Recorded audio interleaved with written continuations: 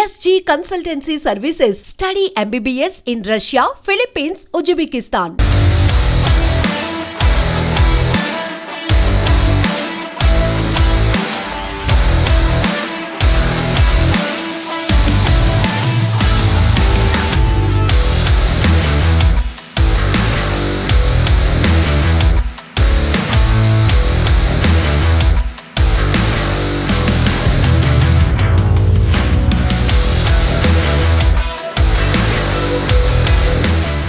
నమస్తే, welcome to iDream media. నేను మీ ప్రశాంత్. భార్యాభర్తలంటే ఒకరి మీద ఒకరికి నమ్మకం, కష్టసుఖాల్లో పాలు పంచుకోవడం.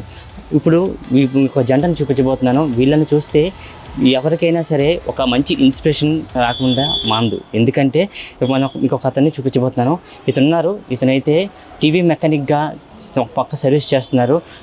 అతను నమ్ముకున్న ఉద్యోగరీత్యా వాళ్ళ భార్య కూడా దీనికి చూపు మందగించడం, వయసురీత్యా లేదా ఆరోగ్యపరంగానో దీనికి చూపు మందగించడంతో ఇతను నమ్ముకున్న వృత్తికి వాళ్ళ భార్య కూడా సపోర్ట్ చేస్తూ తను కూడా టీవీ మెకానిక్స్ రిపేర్ చేయడం, ఇక్కడ సౌండ్ సిస్టమ్స్ని వాటిని కూడా రిపేర్ చేస్తూ తన భార్య దీనికైతే మాత్రం కష్టసుఖాల్లో తోడుంటుంది. అసలు ఇతనికి చూపు ఎందుకు మందగించింది అనే విషయాలు కూడా ఇప్పుడు మనతో మాట్లాడదాం. వీళ్ళని చూస్తే ఖచ్చితంగా ఒక మంచి ఇన్స్పిరేషన్ స్టోరీగా అయితే మనం చెప్పుకోవచ్చు. సార్ నమస్తే. సార్ అసలు మీకు చూపు మందగించింది అయినా సరే మీరు టీవీస్ అవి రిపేర్ చేస్తూ ఉన్నారు, మీకు మీ భార్య కూడా సపోర్ట్ చేస్తూ వస్తుంది. ఎప్పటి నుంచి సార్ మీకు చూపు మందగించింది, ఏం జరిగింది సార్? అసలు నాది చిన్నప్పటి నుంచి గ్లూకోమా కంటి జబ్బు అండి. అది రాను కళ్ళు పోతాయని డాక్టర్ గారు చెప్పేశారు. మా పెళ్ళినాటికి 10 సంవత్సరాల ముందే నాకు కలిపోతాయని చెప్పేసరికి మా ఆవిడ గారికి ఎలక్ట్రానిక్స్ నాకు నేర్చుకున్న విద్యను మా ఆవిడ గారికి నేర్పడం జరిగింది.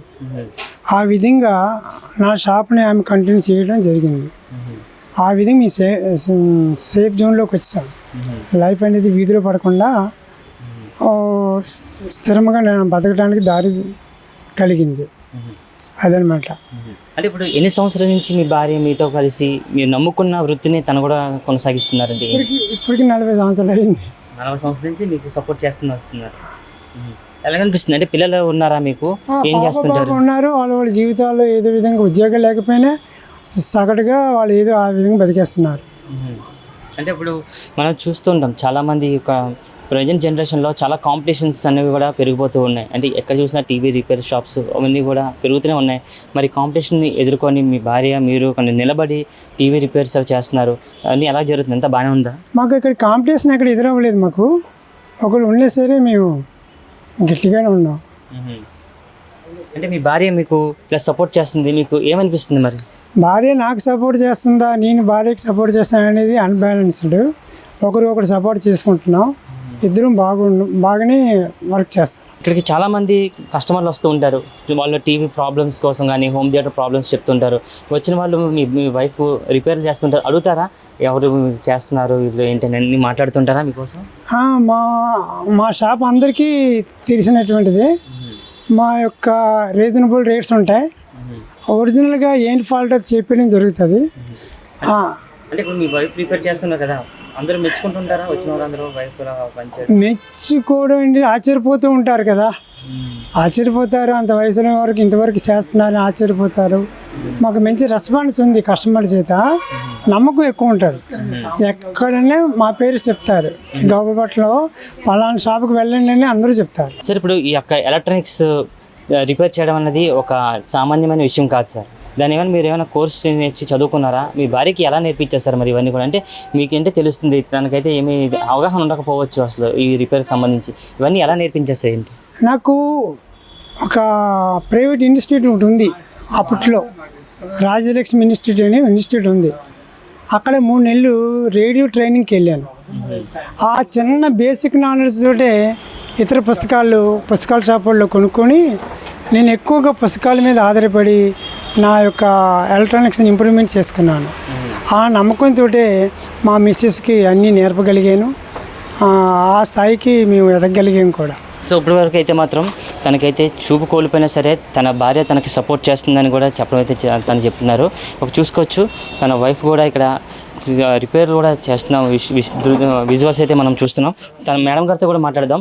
అసలు వర్క్ నేర్చుకోవడం అనేది ఒక పెద్ద టాస్క్ అయితే తన భార్య ఇక్కడ రిపేర్ చేస్తుంది. తనకైతే ఒక పక్క చూపు లేకపోయినా సరే తనకి కష్ట సుఖాల్లో కూడా భార్య తోడున్నారు. ఆవిడతో కూడా మనం అసలు మాట్లాడదాం. మేడం చెప్పండి మేడం, ఫస్ట్ ఆఫ్ ఆల్ మీకు దండం పెట్టాలనిపిస్తుంది మేడం, ఎందుకంటే భార్యాభర్తలు అంటే కష్ట సుఖాల్లో కూడా తోడుంటారు అన్నదానికి మీరు ఒక మంచి ఇన్స్పిరేషన్ మేడం. తనకి చూపు కోల్పోయినా సరే ఎక్కడ కూడా ఒక ఆధారపడకుండా జీవనాన్ని కొనసాగిస్తున్నారు. ఎంత కష్టమైనా సరే నిట్టుకు వస్తున్నారు. ఎప్పటి నుంచి మీరు సార్కి సపోర్ట్ చేస్తూ వస్తున్నారు మేడం? 1984 నుంచి అతను ఇన్స్టిట్యూట్లో నేర్చుకుని వచ్చి షాప్ పెట్టుకున్నాక తనకి హెల్ప్గా నేను షాప్కి వచ్చేదాన్ని. షాప్కి వచ్చి అతను ఏది చెప్తే అది చేస్తూ సర్క్యూట్లు గీస్తూ అది మాకెందుకు నాకు ఈ పని అబ్బిందంటే బాగా అతను పగలంతా ఇక్కడేమో ప్రాక్టికల్ జరిగేది, నైట్ అంతా రాత్రులు బుక్స్ చదువుకునే వాళ్ళము. ఇదే షాప్ మాలని నాకు ఇక ఖాళీ ఉండకుండా పిల్లల్ని ఎలా పెంచుకోగలుగుతాను, ఒక దగ్గరికి వెళ్తే మనకి ఎవరు చూడరు, మనం కష్టపడినా డబ్బులు చేతికి రావు, ఒకరి కింద పని చేయడం నాకు ఇష్టం లేక ఈ పిల్లల్ని చూసుకోవచ్చు, ఈ పని నేర్చుకోవచ్చు అంటూ నేను ఇంక బయటికి వెళ్ళకోకుండా ఈ పిల్లల్ని చూసుకుంటూ నేను పిల్లల్ని పెంచుకుంటూ, అప్పటికి మా పిల్లలు చిన్న పిల్లలు, సంవత్సరం అబ్బాయి, బాబుకి ఏమో అప్పుడు సంవత్సరం, పాప 2 నెలల పిల్ల. ఇలాగే వాళ్ళని పెంచుకుంటూ ఈ తోడుగా అంటే బయటికి వెళ్ళకోకుండా పిల్లల్ని చూసుకుంటూ ఇక్కడ ఉండొచ్చని నేను ఈ పని నేర్చుకున్నాను. పక్క చూస్తే షోల్డరింగ్ చేయాల్సి వస్తుంది, మరోపక్క వైర్లు జాయిన్ చేయాలి, అసలు ప్రాబ్లం ఏంటి అనేది తెలుసుకోవాలి. ఇవన్నీ నేర్చుకుంటే చాలా కష్టంతో కూడుకునే పని కదమ్మా. మరి ఎలా నేర్చుకోవాలనిపించింది? మరి నేను మెట్రికులేషన్ చదువుకున్నాను కాబట్టి ఆ బుక్స్ మేము దగ్గర ఒక 10,000 రూపాయలు ఎలక్ట్రానిక్స్ బుక్స్, ఆబీ బుక్స్ అన్నీ చాలా బుక్స్ చదువుకుండే వాళ్ళం. నైట్ అంతా బుక్స్, పగలంతా ఇక్కడ ప్రాక్టికల్. దాని మూలని ఇక అన్నీ ముందుకి అప్పుడు టేప్ రికార్డులు, రేడియోలే ఉండేవి. ఇప్పుడు టీవీల దాకా వచ్చేసాం. మళ్ళీ టేప్ రికార్డులు పోయాయి, బీసీడీలు పోయాయి, వీసీఆర్లు పోయాయి, అన్నీ ఇప్పుడు పెన్ డ్రైవ్ల దాకా వచ్చేసాం.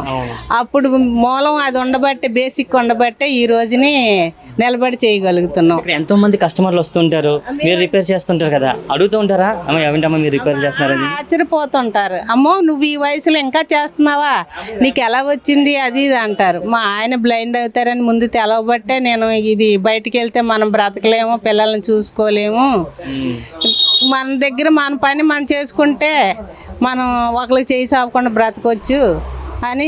కానీ మొదట్లో మాత్రం చాలా కష్టాలు పడ్డాను. చిన్న పిల్లలు అన్నీ. ఇప్పుడు పర్లేదు, హాయిగా ఉన్నాం. పిల్లల్ని ఒక దారికి చేర్చాం. పిల్లల్ని కూడా ఎలక్ట్రానిక్స్ చేయించాను, ఐటీలు.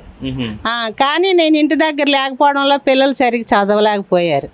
ఇక వెంటనే పెళ్ళిళ్ళు చేసేయమన్నారు, చేశాను. కానీ అవల మట్టుకు వాళ్ళు శుభ్రంగా బ్రతుకుతున్నారు, మేము బాగానే ఉన్నాం. అది చేయాల్సింది. కానీ ఇక్కడ నిజాయితీగా మనకి ఏ ప్రాబ్లం వచ్చిందో అదే చేస్తాము, దానికి తగ్గ డబ్బులే తీసుకుంటామని వీళ్ళు మంచివాళ్ళు, వీళ్ళు బాగా చేస్తారు, నమ్మకం అని బాగా గుర్తింపు ప్రజలు వదలరు మమ్మల్ని. ఎంతైనా సరే మీరు ఇవాళ కాకపోతే రేపైనా ఇవ్వండి అని టైం ఇచ్చి మరి ఉంచుతారు తప్ప మీరు చేయలేరు, పట్టుకెళ్ళిపోతామని ఎవరు అనరు. వాళ్ళ సపోర్ట్ కూడా మాకు ఉంది. కస్టమర్ల వల్ల మేము బ్రతుకుతున్నాం, మా వల్ల వాళ్ళ లబ్ధి పొందుతున్నారు. అంటే ఆరోగ్యరీత్యా కూడా సారు ఇంకా చూపు కోల్పోతారని మీకు తెలిసిన తర్వాత మీరు ఫస్ట్ ఎలా రియాక్ట్ అయ్యారమ్మా, ఎలా తీసుకోగలిగారు మరి ఆ విషయాన్ని? ఎందుకంటే ఇప్పుడు మొత్తం భారం అంతా అతని మీద ఉండేది. అంటే టీవీ రిపేర్ చేయడం కానీ, టైం అందరికీ చూసుకోవడం కూడా అన్నీ అతను చేసుకునేవారు. ఇప్పుడు సడన్గా పెద్ద మనిషి ఇప్పుడు చూపు కోల్పోయి ఒక ఈ స్థితిలో ఉంటారు అని తెలిసిన తర్వాత మీకు ఎలా తీసుకున్నారు, ఏం చేశారు ఆ టైంలో? అప్పుడు ఇంకేం చేస్తాం, ఇప్పుడు అదే పరిస్థితి నాకు వచ్చింది అనుకోండి, నేనేం చేయగలను?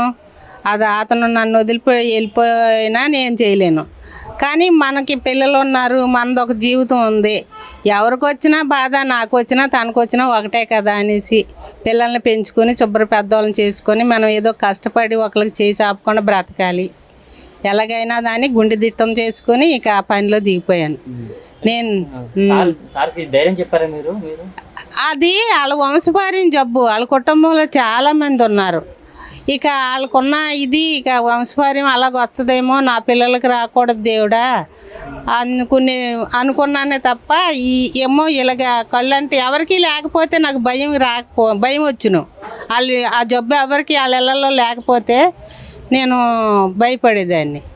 అది ఉంది కదా, ఇతనికి ఇది ఉందా, సరే మరి ఏం చేస్తాం, ఇక మనం బ్రతికేదేదో మన దారి మనం చూసుకోవాలి, పిల్లల్ని మనం ఒక ఈదిని పడకుండా బ్రతకాలి.